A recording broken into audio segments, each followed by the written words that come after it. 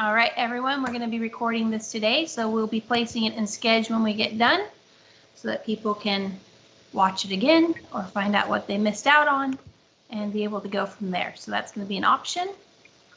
And getting everyone signed in.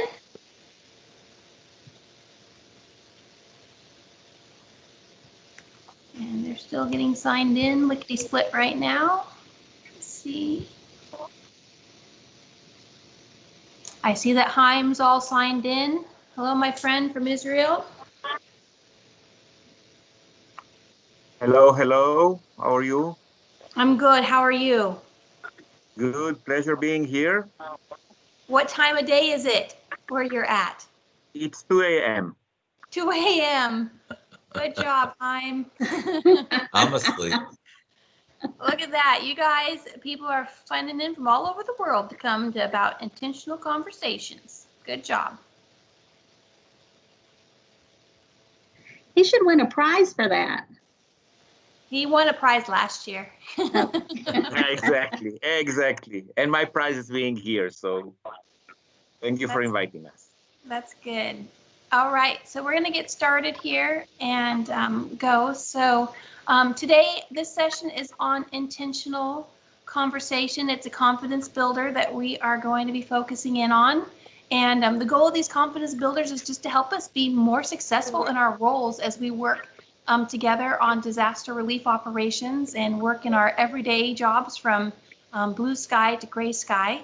And so I would just invite you as you come in that there's lots of different opportunities here to kind of find out about what's going on and learning about your next things. And so we have Ray and Michaela here, and they're from Mississippi joining us to have this conversation today.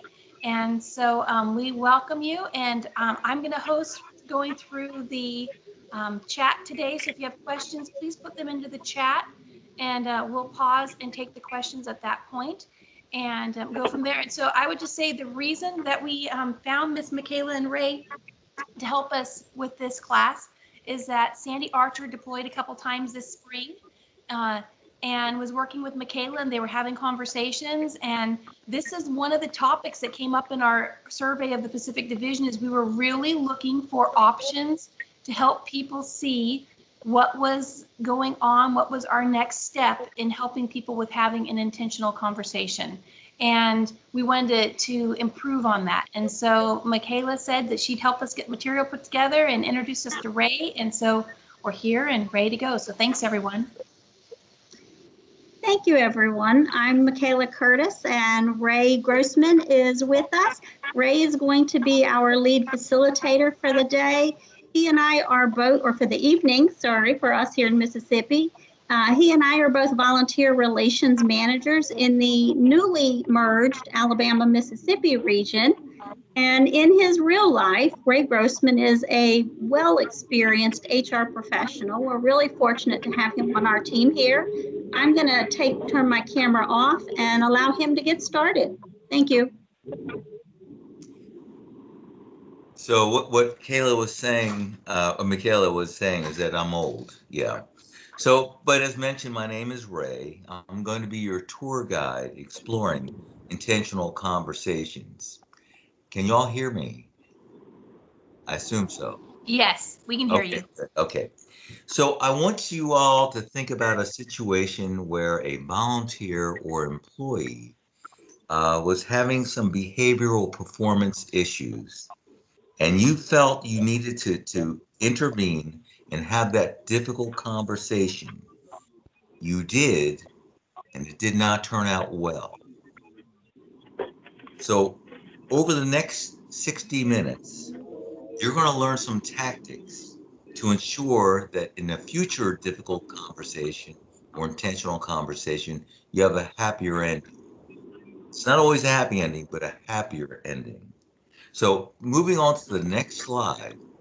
I can't see the slides. Are they?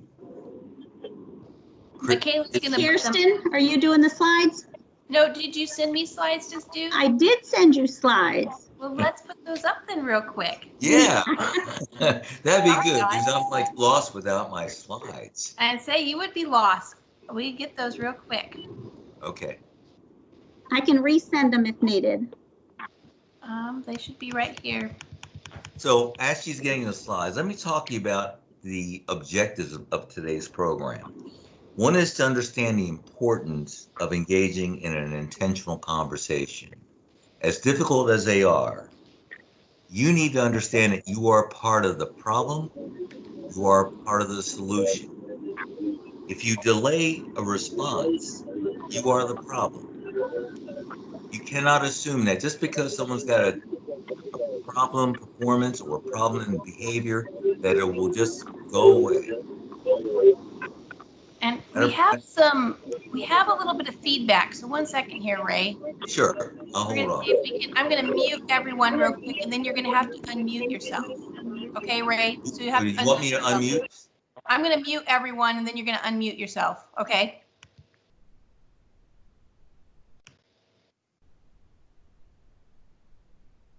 All right, Ray, you can unmute yourself, and it should work just fine. Okay. I There you still don't see the slide, but They're coming. they're coming. Okay. Yeah, I promise. It's coming right now. Well, there's an old saying that, if you always did what you always have done, you'll always get what you always got. So that's why it's so important to engage in these conversations where you're talking about behavior or performance issues. You're going to understand that the ingredients of a crucial conversation. Now, this comes from Kerry Patterson. He's the author of the book Crucial Conversations. Then we're going to review active listening techniques. It's interesting how people look at communication, effective communication, as someone speaking, when in fact, it's not speaking, it's the listening that is critical in a communication to make sure that your message is understood. Then we're going to realize the difficulty when engaging in such a tough conversation. And, the truth is that most people would rather have a root canal than do this difficult conversation. And it's compounded if you're working remotely, talking to people from sea to shiny sea. I heard someone here from Israel, which is, a few miles away from Mississippi. But at any rate, there is some challenges, and Michaela is actually going to go over some virtual team tips later on. Then we're going to look at a formula for success in having these conversations. And then we're going to look at a fish video, and you're saying, what's that about? And the fact is, it's about a seafood market in Seattle. And you'll understand why it's so important down the road. And then we're going to look at some progressive disciplinary basics. If we could go to the next slide, and by the way, if you have questions or if you want to raise your hand or make a comment, please do so. And I'm going to keep on going unless I hear something. And Kirsten interrupt me and say, hey, time to answer a question. So when we look at intentional conversations, we're looking at, making responsible choices based on yourself, understanding yourself, your mindset, others, and the mutual goals that you have set. And the thing is that you have to understand when you're working remotely, you're limited in your communication because you can't see the body language very well. And that the real challenge for you is to get people engaged and emotionally and intellectually feeling the Red Cross mission. And the one thing that can do it more than anything else, it's through trust. Remember that, through trust. Can I have the next slide, please? So we talked about Kerry Patterson, who wrote the book, Crucial Conversations. There are 3 ingredients to a crucial conversation. One is that the stakes are high, the consequences are great. 2 is differing opinions. And 3 is emotions are running high. So those are the 3 things that compose a very crucial conversation. Let me give you an example of what happened to me back in the 90s. I was working with St. Joseph Health System in Aggieland. This is a test. Where's Aggieland? Well, if you follow football, you know that's Texas A&M country. But at any rate, in the 90s, the government, in their ultimate wisdom, decided to change how they reimburse Medicare payments. And our health system was looking to lose more than $2.5 million of a shortfall. And so our leader, our CEO, Sister Gretchen Kuntz, assigned Bill Heyer, who is the CFO, Chief Financial Officer, the money guy, and me, the VP of HR, the people guy. She said, you guys come up with a solution to this problem so that we can still do what we need to do in our mission. And so Bill and I, both entrenched in our own little philosophies, went together in this room for 90 minutes, and he had the solution from a financial standpoint. He said, well, just lay off 35 people. I said, oh my God, the ramifications of that are huge, not only for those that are affected, but those who are left behind. And so I came up with a whole different version where we would lay off 5, we would furlough many of the other employees, especially the salaried employees, and then reduce some of the benefits, specifically the IRA that we funded. We matched funds up to 5%. So and I just would do that for a year. Now, the thing is that Bill was entrenched because he looked at just the dollars. He said, we got to cut these people. And I was entrenched at trying to save as many jobs as I could. We could not come to an agreement. We had this crucial conversation and we failed to do what Sister Gretchen told us to do. So we ended up deferring it to her. Now, she decided to side with, she compromised, but more with him than with me. But that's an idea of what a crucial conversation can look like. Now, looking at the next slide, we're looking, thank you. Why is it difficult? Well, you know, it's interesting, but crucial conversations on a stress level, they are equivalent to public speaking, which is very difficult for some people, or death in the family. It's pretty high up there in that stress category. Now, why is that? And that's because we're concerned about the person's reaction to it and the impact it's going to have on our relationship. But here's the point. If you don't hold people accountable, you're lowering the standard. If you don't hold people accountable, you lower the standard. So the goal is to resolve the behavior or performance issue, whether it's a volunteer or an employee. And we're moving on to the next slide. You want to stick to the goals. The key is you want to stay away. You don't want to be emotional. You want to keep that emotional volume down. When emotions run high, most people go into either silence or violence. Kind of in other words, physiologically, we dumb down. What happens when emotions are high, our blood runs from our brain to our muscles. So we can go back to that fight or flight mode from back in caveman days, or cavewoman days. I'm sorry, I want to be politically appropriate. Now, so the point is silence or violence does not achieve the mutual goal of resolving the issues. So moving on to the next slide, before having the conversation, we want to consider this. Did Bob have all the information he needed? Or do you have all the information you need to confront Bob? You know, it's interesting, but you know, communication is critical, especially when you're working remotely. My advice to everyone who works remotely and is in charge of others remotely, that it's better to over communicate than under communicate. You want to make sure that things don't fall through those cyberspace cracks. So moving on to what works, expectations clear. A lot of times we think that we are very clear in what we say, but unless we ask the people, what do you think were the expectations here? We may not be as clear as we thought. Are there other obstacles, such as broken processes or problem people that are preventing them from behaving or performing the right way?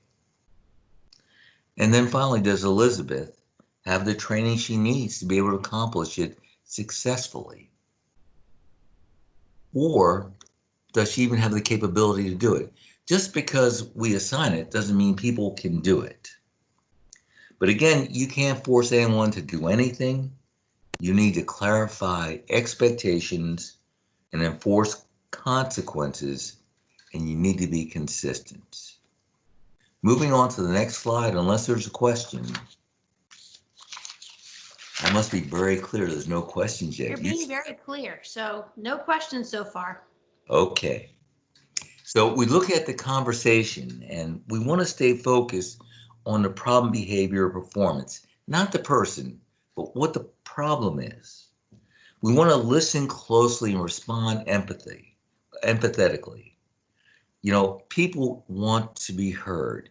When they have a comment, you want to repeat back what they say. And we'll talk about that in a little bit. It's called backtracking. You want to involve them in developing an action plan. It's interesting, when they've got skin in the game, they're a lot more willing to follow the plan. Now, again, you want to confirm their understanding of what the plan is. Now, how you do that is just ask them, what's your understanding of what we just talked about?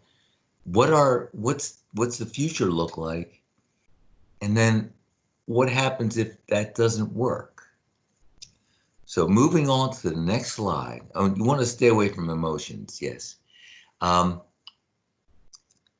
You want to start with setting up your mindset to be right. Again, you want to stay away from emotions as much as possible. You want to get that emotional volume down. You know, and you want to phrase things in a positive way. I mean, you can say, you're always late. Now you can say that, but that's going to put someone on the defense because you're accusing them of always being late.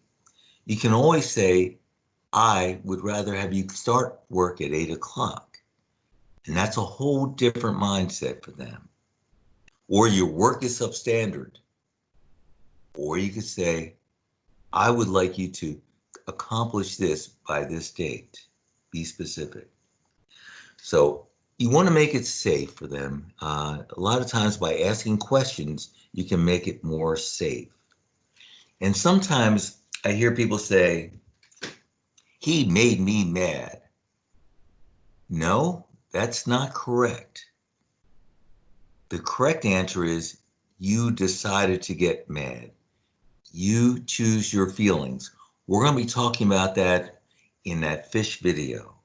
So think about that. They don't make you mad. You allow yourself to get mad. Again, by agreeing on mutual purpose, they have skin in the game. And you always want to think about, okay, we all have a story. You want to separate the story from the facts. And you want to come to areas of agreement. And we're moving on to the next slide, which is about understanding behavior. Now, the two things that are the dangerous duo that compromise our ability to have a good intentional conversation are emotions, very big, and two is ego. We need to make sure that they're left at the door before we start these crucial conversations, because they will conflict with our purpose. Now, understanding behavior is interesting. It's kind of like the snowflake theory. Uh, with the raise of hands, how many people know what the snowflake theory is? Kirsten, is there any hands raising?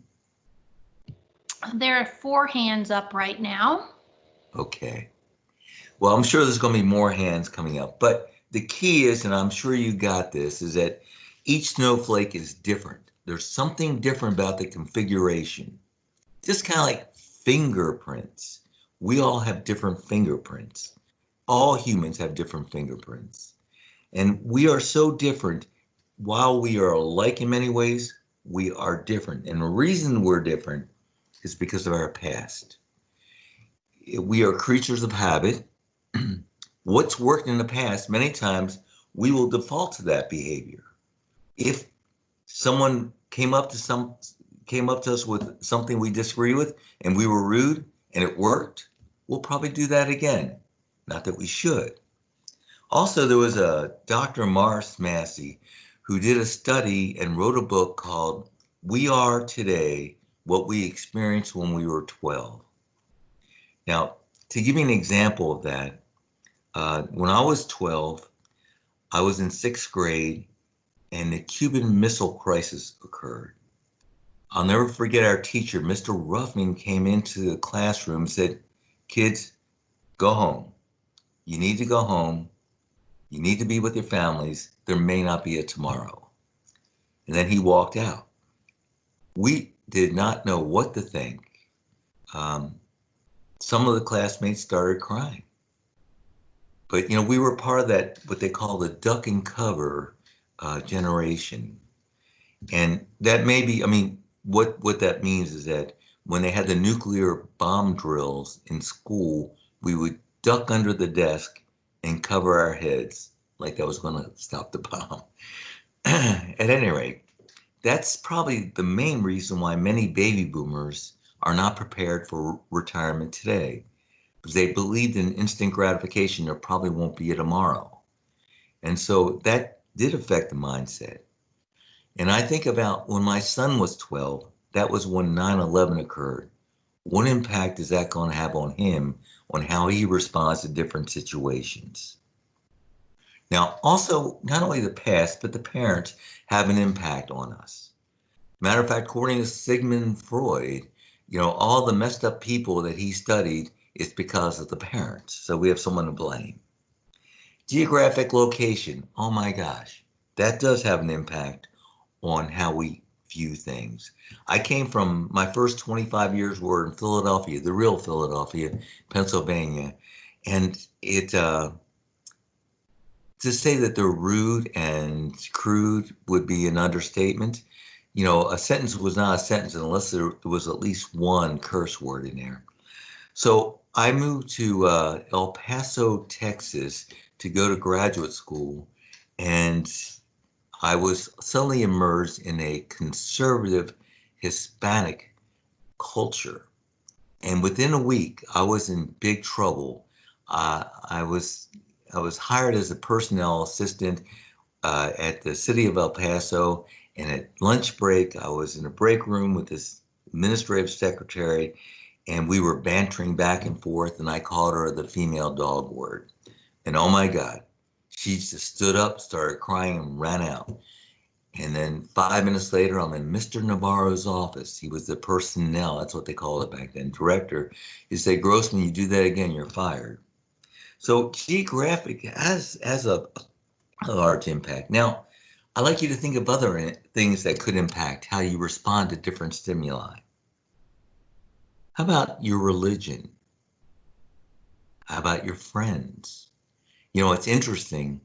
My daughter was almost perfect through age 15. And from age 15 through 17, she was possessed by some demon. And my influence on her was zip. But her friend's influence, unfortunately, was very high. How about gender? Does that impact how you look at things? Absolutely. Men are from Mars. Women are from Venus. And women want to be heard and men want to fix it. Moving on to the Next slide, please, Kirsten. Yes. So we're all different.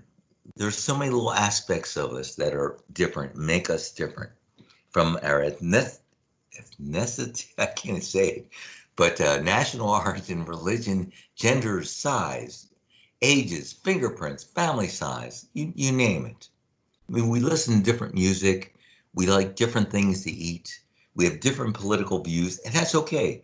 We're different. And you need to understand that to get sensitive in a remote environment that we're in today, it's even more difficult to understand, to get that trust of that person so that they will be engaged. All right, moving on to the next slide.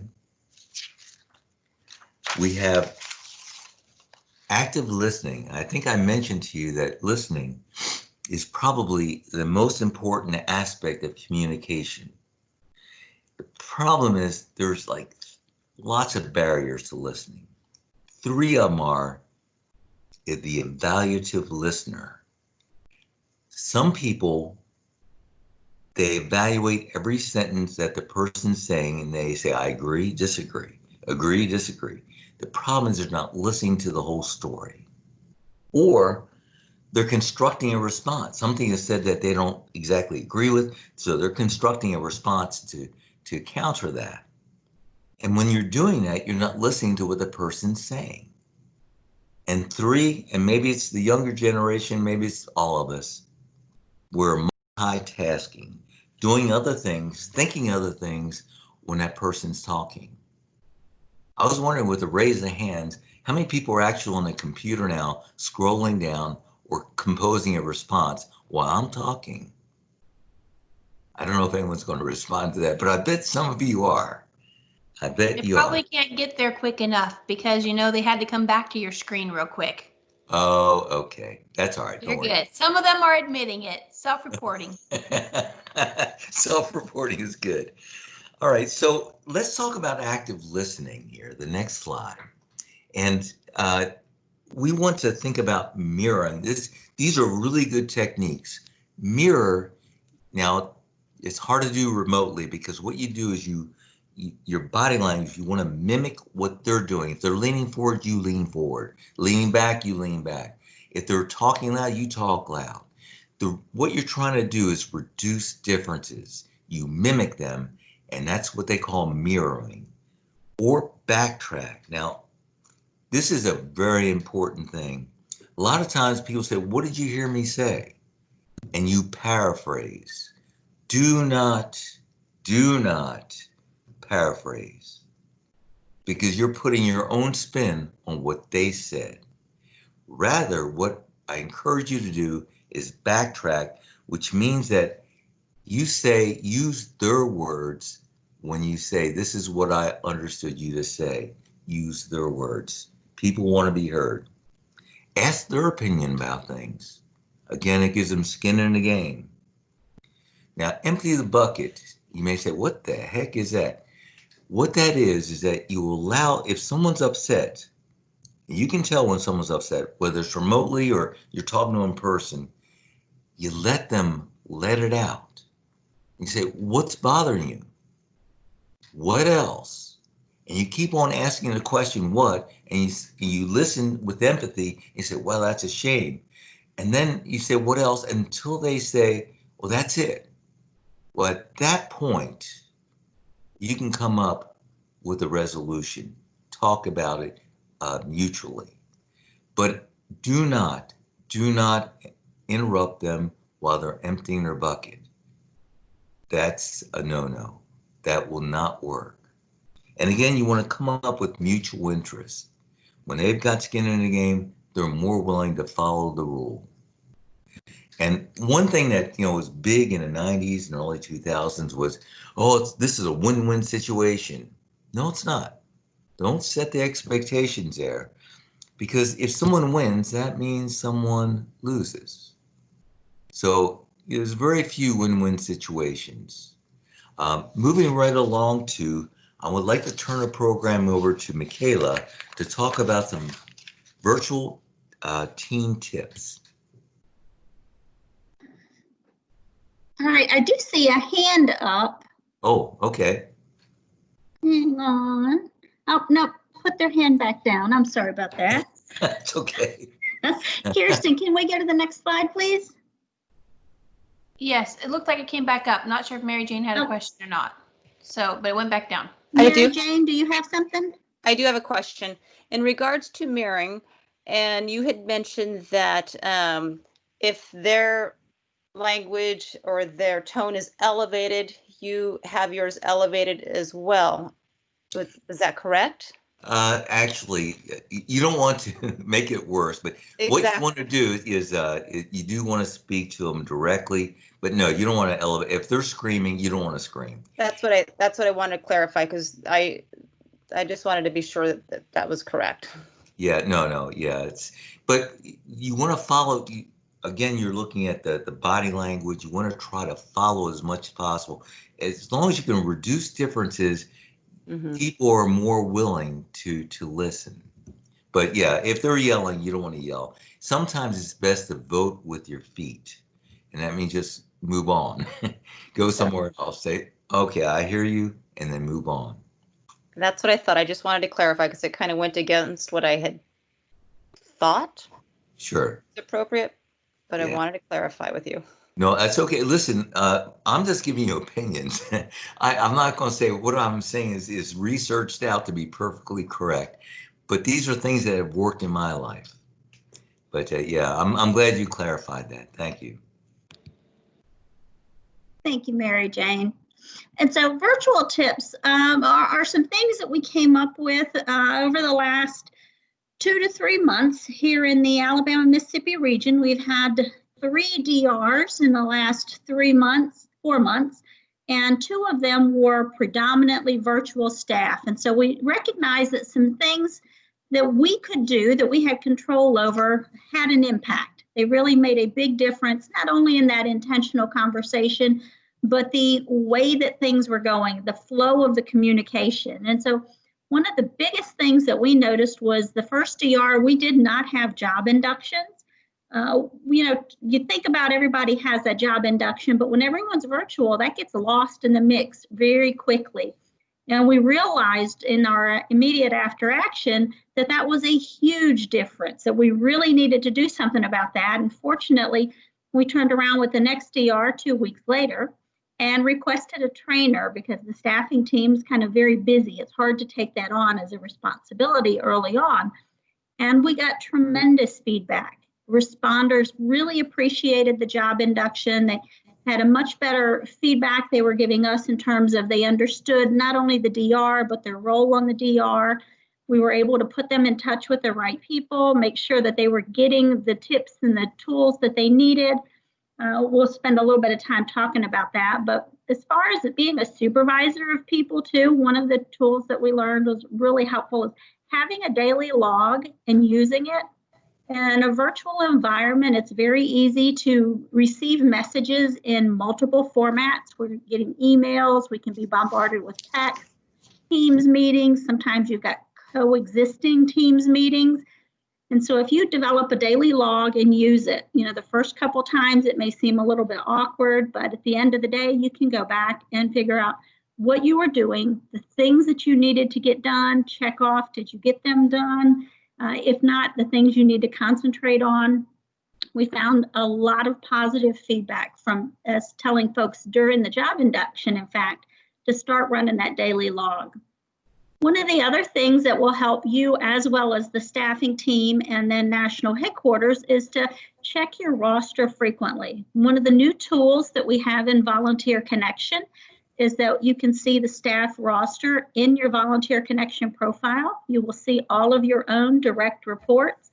If you are a manager, you will see your direct reports as well as your indirect reports.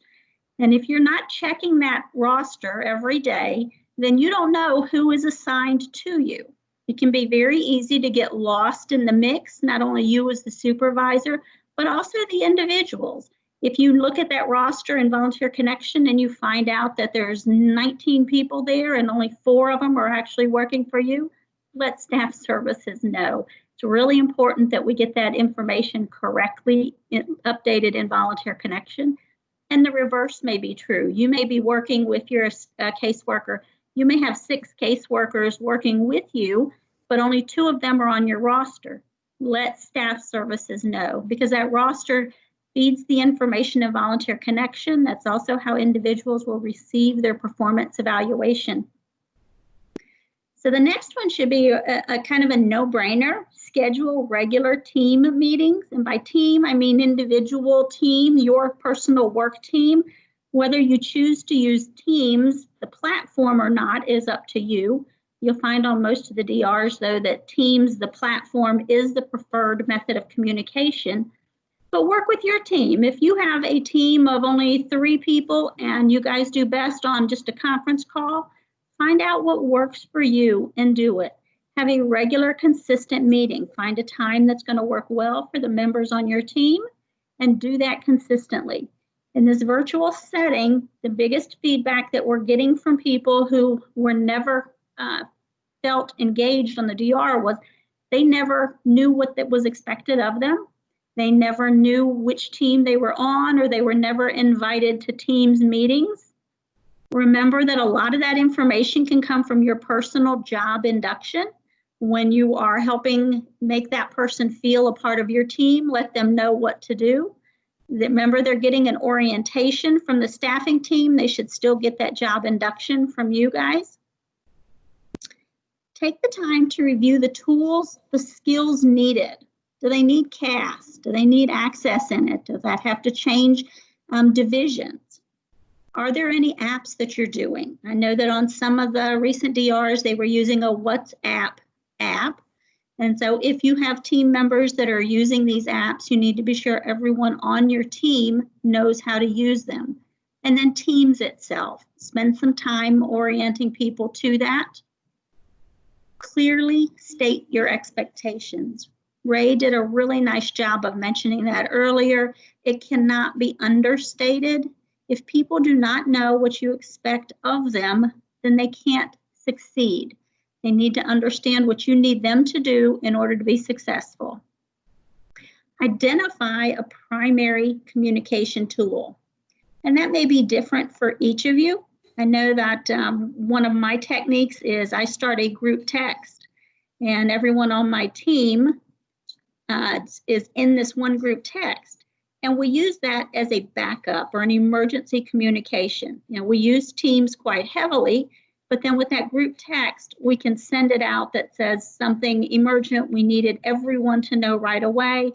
Then we have each other's attention quickly, and we know if we need to form another meeting, or maybe somebody else can just answer a question. If somebody forgot how to do something, they can just shoot us a group text, and then whoever has the answer perhaps can answer that. Empower people to do their job. It's something that's really important is that we recognize that we need to delegate tasks. And we had a great presentation last week, I believe it was, on the art of delegation. It was wonderful if you get a chance to see that.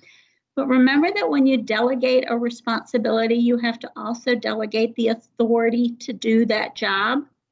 So when you're talking with somebody and you're letting them know that you need them to take this responsibility to get these tasks done, be sure that you're giving them the tools and the support that they need in order to do that. One other is QC your expectation. Does anyone know what I mean by QC your expectations? No, I don't see any hands. So QC expectations is quality control it. If I ask somebody to get some tasks done, absolutely, Larry, yes, QC. If I ask someone to get those tasks done, then it's important that I go back and I check. Do they need some help? Did they understand what I needed? Perhaps they're getting it done, but it's not exactly what I thought it would be. And so I need to go back and help understand, or maybe I need to further explain what I needed, or possibly while they were performing that task, they come up with something that was even a better idea than what I was thinking of. So QCing your expectations is a great way to give an opportunity to give good feedback, let people know that you value their time and their talents, and that they feel engaged and they're part of a team.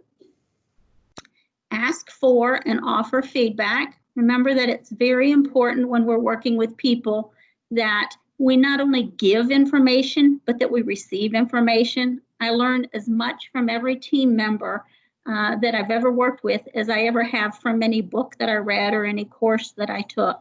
And so for me, it's very important that we take the time to ask for and offer feedback. And then lastly on this list is the FISH philosophy. I'm going to mention it briefly because in just a little bit, Ray is going to show us a video on it.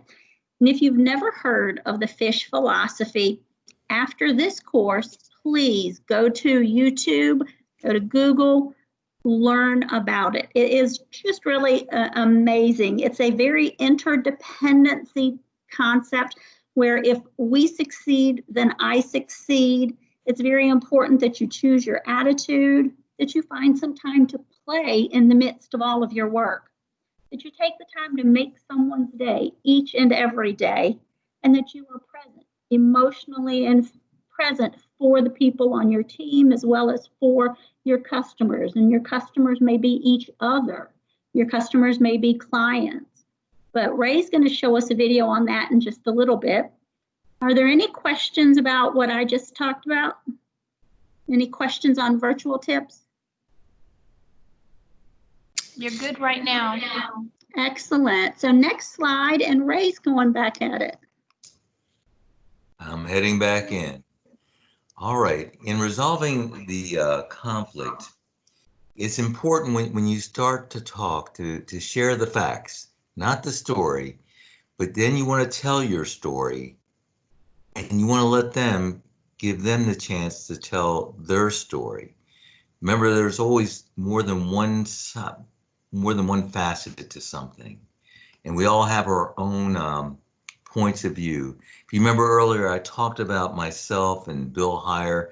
He's the money guy and I'm the people guy, and we had different stories. We didn't come together on it in the end, but the thing is that you want to give the person a chance to tell their story. And then once you get through the stories, you want to talk tentatively about maybe remembering that the assumptions are not facts. You all know how to take that word apart, assumption, but you want to talk about facts and you want to talk about some of your shared goals. And then you want to test the water, just see what's going on. And with that, we're going to move to the next slide.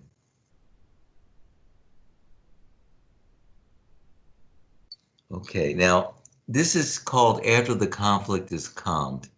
And that's my problem. It's a mistake. It really should be called, you want to begin the conversation, this tough conversation. When you begin it, you want to set boundaries. When I'm talking about boundaries, I'm talking about, we're not going to go over here. Let's talk about this. Let's agree on what we're going to talk about. You want to reassess the situation. You want to, in the case that I talked about before with Bill Heyer and myself, we decided to let someone else make the final decision because we could not come to agreement. And that's okay. But I think that's something that's important to do before the fact, before you come to things. You want to do that in the beginning of the conversation, say, all right, we're going to talk about this, but we're going to let someone else make the final decision. Now, brainstorming is a very powerful tool. And brainstorming, and some of you, probably most of you know this, but it's bringing out ideas that couldn't possibly resolve the situation, the performance or behavior issue. You want to talk about it, but you both want, if there's just two of you, each of you come up with an idea, the other person comes up with an idea, you come up with an idea, they come up with an idea, and you just list all the ideas. You do not evaluate the idea until the very end. You want to wait to get all the ideas out. And in the end, you look at each idea, and if someone doesn't like it, you cross it off the list. The ideas that weren't crossed off the list hopefully will be the foundation of your solution. But brainstorming is a very powerful tool. Now, the other thing is that once a decision is made, then we want to make sure that we impose consequences if it's not followed, if needed. So with that, let's move on to the next slide. So some of the formula to make sure that you have a positive outcome is that you want, again, listening is just such a powerful tool, so important. You want to listen before you respond, and you want to respond in a way that's empathetic, looking at their point of view. Now, something is very important. If you get nothing else out of this, get this. Don't say you. When you say you, you are accusing them, or they feel you're accusing them of something. So instead of saying you are lazy, just say that I find that you don't get enough work done. But what do you think? The thing is that when you say you, no matter what it is, it's accusatory. Also, you want to confront the issues. It's a performance issue. It's a behavioral issue. It's not the person. It's not that, hey, you're an idiot or you're a bad person. It's that I don't appreciate what you're doing here, or I would like to see you do this or this. You want to use positive language when you're confronting the issues. And then again, we talked about before, mutually explore alternatives. Again, when they have skin in the game, they're more likely to conform to what you guys agree on. And then intervene in a timely manner. Intervention is so important. Again, you're part of the problem, you're part of the solution. If you let something go on for too long, then you're part of the problem. So you want to intervene in a timely manner. I always think about this one case I had in Kingman, Arizona, where this director told me that he had to fire his housekeeper who worked at nights. And I said, why? And he said, well, because he mopped the entire floor between the ER and the hospital, and we're not to do that because that's a safety issue. People have to move between the hospital and the ED. And I said, oh, how do you know he did that? And he goes, well, I have it on video. Then later he said, and oh, by the way, he did not attend my mandatory meeting. So yeah, he needs to be fired. And I said, well, when did the mopping incident occur? And he goes, oh, last summer. Well, I did not let him terminate that employee because that's too long to wait. And the not attending a mandatory meeting may be serious, but it's not serious enough to fire someone. So intervention in a timely manner is very, very important. And then again, we're going to talk about consistency and fairness is just so important to do. You want to be consistent in how you come up with things. You want to be fair. Moving on to the next slide I'm not sure which slide that is. So help me out here, Kirsten. Oh, this is the fish video. You'll really enjoy this. It has to do with Pike Seafood Market in Seattle. Let me just give you a little preview or a preface that you have to understand that these guys that work in the seafood market, they get up at like 3 a.m, go down to where the fishermen are, they buy fish and they put them in ice, and it's cold there in Seattle, especially in the wintertime. It's always humid, but it's cold. And so they don't have the most desirable job in the world, but take a look at their attitude. It's amazing. Go for it. All right, so I'm going to start it, but some of you might not have done one of these before, so this is how it works. If you take your cursor, you can put it over the middle of the slide here, and it will turn red, and you're going to start the video on your own to watch it in your house. Then when you're done with it, you're going to give me an emoji, and we'll say you can use like a thumbs up or something else, whatever you want to use, that you finished watching the careful with video, that. so that we know that you're done. Because when I click the button to move on, your video is going to stop all of a sudden. Okay? So you can just give us a thumbs up when it gets done. And once we get a majority of the 51 of us that are on to it, we'll push the pause. Okay? So you can go ahead.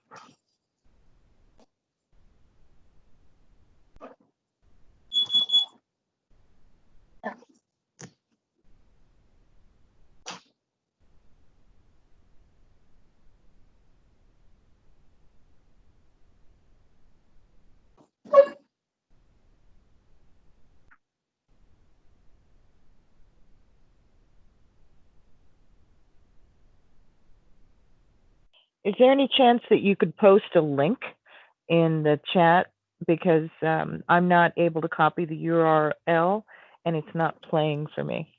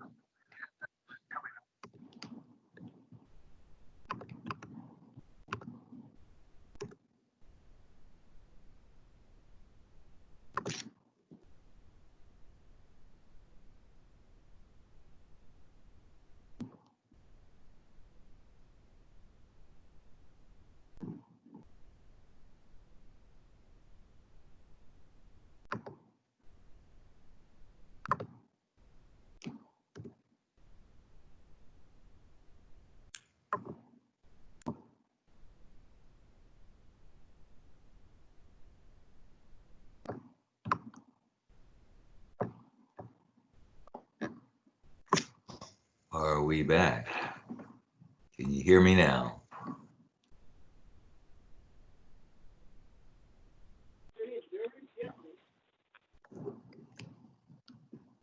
All right, Ray, I think folks are catching up, and then Kirsten will take us to the next slide in just a moment. Okay, that's fine. That's good. Great We'll be- slide. My chat isn't working.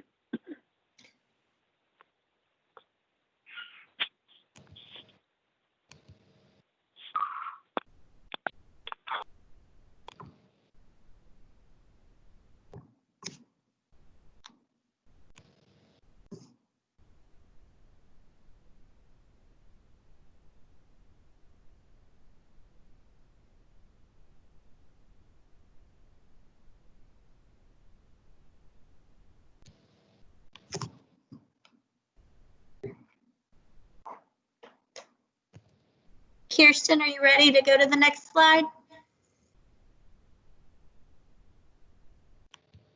Kirsten, come in. Here we go. All right. Thank you.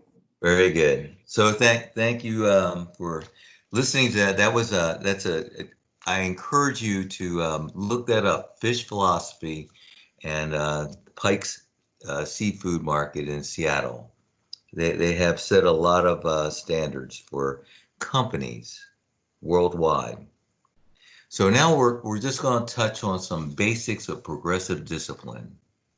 Again, this is something, one of those intentional conversations when you sometimes have to discipline someone. The key, the cornerstone to any disciplinary action is that it's got to be fair and it's got to be consistent. And that is critical. If you're not fair and consistent, it's like saying, sue me, please. Because that's all they need to do. That lawyers love to go after companies that are inconsistent. And again, the disciplinary action does not replace any training or coaching. It's a part of the process of those intentional conversations when someone's not performing correctly or their behavior is inappropriate. So when we look at the process, the specific process, we're looking at, well, the very first step is a verbal warning. And you want to identify what the concern, the issue is, and then coach for success. Now, one thing I want to talk to you about, even though it says verbal warning, I strongly encourage you to write it down and have them sign it. Even though you just put it on top, it's verbal, it's the very first step. But the reason I want you to do this is because when you go to let's say unemployment hearing, where you go to court and you start saying, well, we verbally warned this person 2-3 times, and that person says, no, you didn't. You have no proof if you didn't have them sign it. And the hearing officer or jury will side with the employee or the volunteer, whatever the case, because companies should know better. So even though it says verbal, I encourage you to write it down and have them sign it. The other thing is the next step, let's say that the consequence that they didn't do what they're supposed to do, well, then it goes to a written form. And you want to document any kind of additional coaching that they may need. And then if they continue that same performance or that same behavior, you want to take the next step, whatever that may be. That may be a final warning, that may be a separation, that may be a lot of different things, or a second written warning. But again, you want to be consistent as much as possible, whatever actions you take. And with that, I am done, over and out, and I'm open for questions. We have 4 minutes left.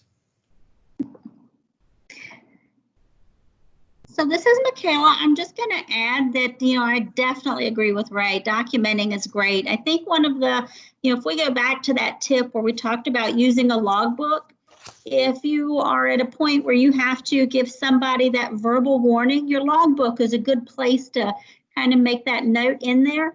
And remember that when you get ready to write their performance evaluation, if you've had to give someone a verbal warning and they were able to be coached for success and they were able to overcome whatever concerns you had, that's a strength. And so that can be then listed in a performance evaluation in a positive manner, showing that, they were able to come back from that.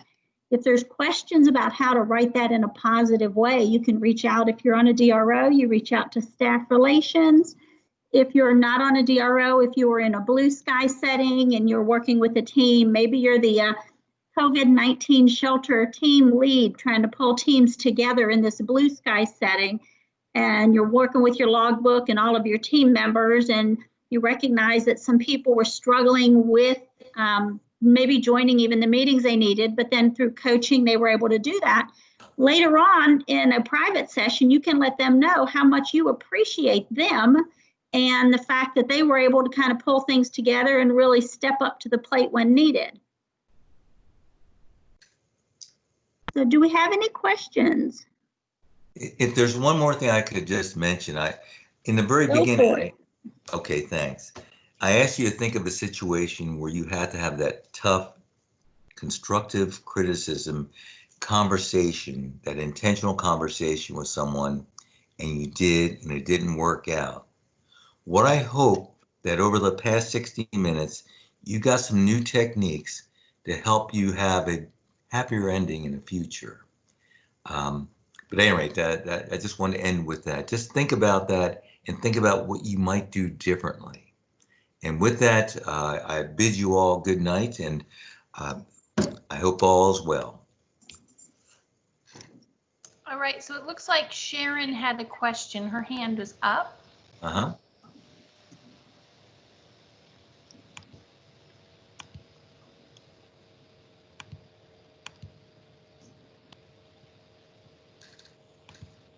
Maybe not now. I did see that Carol was asking about these slides. We are not posting the slides. We're going to post the video. Kristen's going to take care of that for us and put it in Sched.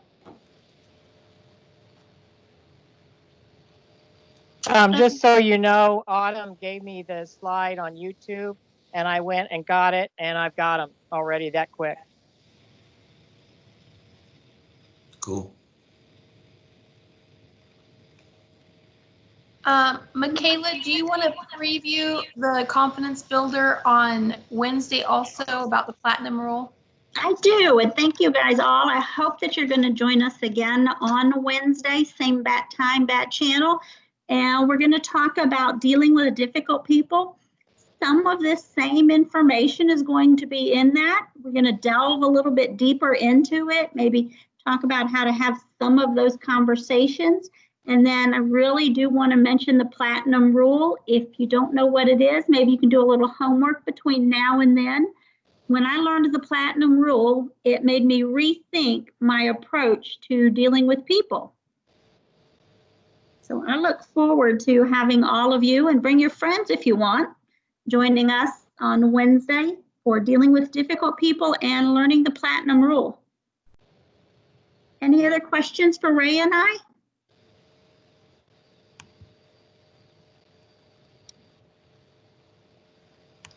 Well, it's been a great group. Thank you